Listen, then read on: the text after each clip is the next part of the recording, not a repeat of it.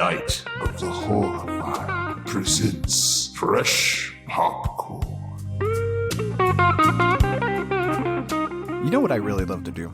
Is kick my feet up after a long day and drift away in a classic episode of The Twilight Zone. Nothing against Jordan Peele's current version of the show. In fact, the new episodes are actually very, very good. I'm more talking about the classic Rod Serling black and white comfort pieces of the past.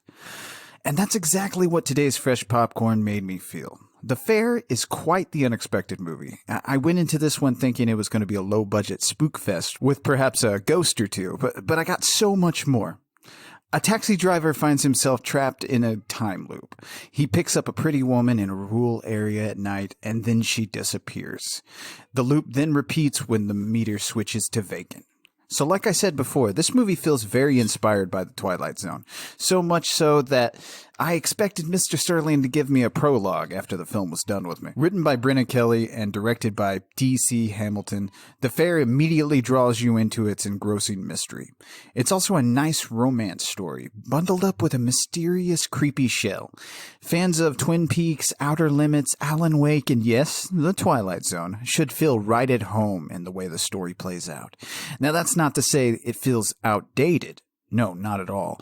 And it's not trying to be those other properties. The Fair has its own feel. The acting is above average, and honestly, for a movie that takes place mostly inside of a taxi and most of the dialogue shared between the two characters, the acting has to be good. Actors Gino, Anthony Pezzi, and Brinna Kelly have real chemistry together, and it very much makes the movie what it is. The cinematography here is gorgeous as well. Josh Harrison makes every bit of this movie a work of art. Like I said, this all mostly takes place inside of a taxi cab, so it had better be interesting to look at.